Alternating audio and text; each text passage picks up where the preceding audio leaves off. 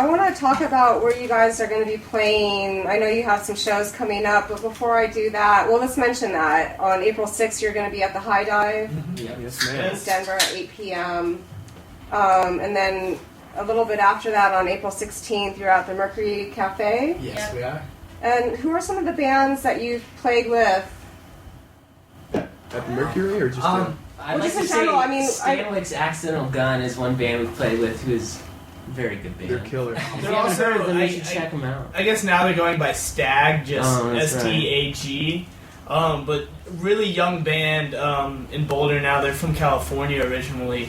But, we saw them perform last, I want to say October or something. It was their CD release show, wasn't it?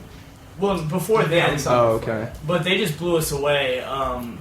And, the next show we had coming up, we got them on the bill just because we thought they were so great. But please, if you're out there, look them up. They're great. Yeah. We'll have to have them in the studio. Yeah, definitely. Yeah. They're, you should hook us up. Okay. They would love to. But the High Dive, when we're playing, they were playing with Say Hi and Telekinesis, two rather large touring bands. Yeah. Nice. Doing very well for themselves. Yeah. We really haven't played consistently with people. The only person who we play consistently with is our friend Johnson Kuhn, who's playing in a band Kuhn. He's in a group called Johnny Woodrose and the Broken Hearted Woodpeckers, and they're great. They're just awesome. Comedy folk, and it's There's good a girl stuff. that plays the saw. I'm trying to decide. I did an interview. Yeah. I did an interview not long ago with a band called Young Coyotes, and I'm Yes. trying to decide if you guys. I think that you guys would be really great together. I'm just getting this feeling. They're a little bit more thrashy and kind of cool, but I could just see you guys having like a We great definitely show. know who they are. So. Really, I mean, that would be just like standing room only. But, so that's really cool. And when you're playing at the Mercury Cafe, aren't you going to be with Radical Knitting Circle? We are. That's the first show we've played with them so far. So. Okay. I saw them a couple, I don't know, month or so ago. And They're awesome. Enjoyed them, yeah. They're a good time, They're great. Good. Yeah. Excellent. We're looking forward to that. I can see you guys playing well together too. Yeah. Good show. So while we're on the topic of bands, why don't you tell us a little bit about some of your influences aside from the lemur? This is one of those things where we'll go out and we'll go over in a circle again. Everyone gets one band. That's Everyone gets one. I like the one band idea. Just to preface this, I mean, this is a question that you're throwing at a group of kids who does nothing but sit around and listen to album after album every day. We're the epitome of the music hipster kind of kids. Peter, go first. Are we doing the one band thing? Yeah, one band. Give it as many as you can fit in 30 seconds. In 30 seconds. I think, honestly, my biggest influence, especially when playing with this band and the relation of like 6 people and the sound, is honestly Broken Social Scene at this point. Oh, right on. Broken Social Scene completely changed my life, at least, and I think a few of the other members of this band could probably say the same. So you can take that off your one band. Yeah, list. okay. I'm glad I'm over here so I get to hear everyone else. Exactly. Well, besides Broken Social Scene, I'd have to say the Velvet Underground. That's awesome. That's what wanted to make me play music was the Velvet Underground, because they're like the coolest band ever. So I'm going on a camping trip, and I'm bringing with me Broken Social Scene and Velvet Underground, and also my pick. On top of that would be, I gotta say Beatles. I completely agree. Yeah, you can definitely, now that you can pick up in your music, you can definitely sense the influence of the Beatles. You're making us blush. You are making us I didn't say we were blush. as good as the Beatles. No, I know, so but you can pick it up. We can imitate the Beatles. I didn't say sound exactly like the Beatles. I think it's influence. I mean, you can hear it. You can definitely hear it. Well, odd as it may seem, I hear the Velvet Underground too because they're masters of like minimalist, and I think it's so hard when you have so many band members to not overdo it, and learning when you need to really go for it and pull back is an art, and you seem to have that down well. So I could even though the sound is somewhat different from Velvet Underground, I could see how some of their maybe absolutely. musical theory might And that's actually been a pretty big struggle for us too. We've had to learn to not be selfish players, and that's been one of the most beautiful things about this band for me is that plays guitar whilst with others. Yeah, that's our personal side right there. Yeah, with 3 guitars, it's hard not to muddy things up a little bit, but we've become close you guys do a great friends. job, I have to say. Well.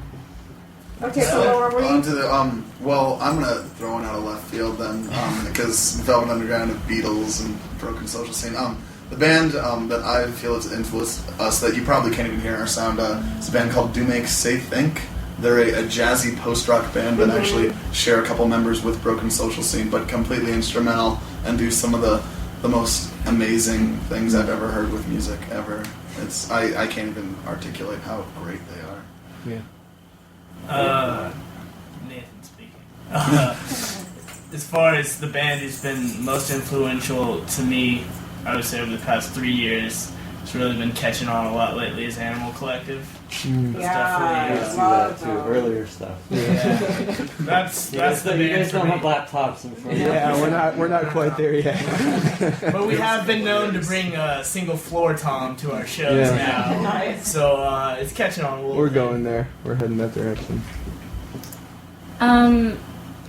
For me, to be honest, I would say that all these guys inspire me the most in the band. It's true. We love you so What much. inspired you initially to start singing? She does. Wait, I'd like to add that Eliza does some beautiful solo stuff apart from us too. That is also certainly worth checking out. She's got a MySpace that's directly linked off of ours, and she's got some. Well, maybe she can beautiful do one for songs. us tonight. Maybe she can. I would love for her to do that. Okay. Yeah, but, really, I mean, to be honest, in terms of the band, it's really these guys that inspire me so much. But in terms of my own stuff that I write, singer-songwriter stuff, it's a lot of just other female singer-songwriters. There's this awesome girl out of New York, at least she was when I was in New York. Her name's Diane Cluck. My sister's also a singer-songwriter, and I gain a lot of inspiration from her. And Liza knows some really underground music. None of us. We're all like, yeah, that's. You guys listen to that new Liza's sister album? she does have an album. What's her name and where can she be found? Well, her name's Fletcher Boot, and ironically enough, she used to be in a band called the Younger Sister Band. That's funny. Yeah, Beautiful. they're a Brooklyn-based band. All right, well, you guys are so good. I want to make sure that we have plenty of time for you guys to play. So why don't you guys play a few more songs, and then we can chat some more after you're done with playing some songs. Okay. What do we want to do? Wait, we just played the Once again, you're tuned to 93.9 FM, Boulder Free Radio. This is a live set with fellow citizens. What are we doing? Okay. So now this is pretty much a brand new song. Does anyone have a thicker pick? This pick is freaking me out, man. I'm gonna put this. I got it. You could give a little intro to it, give it the title and everything. Yeah, I'm going to. Yeah. This is a brand new song. Its title it's called Holden Caulfield Makes a Phone Call to Jane. And the first part that I'm going to be playing just a little bit of is called Frustrated, Jane Answers. But it's a brand new song, so.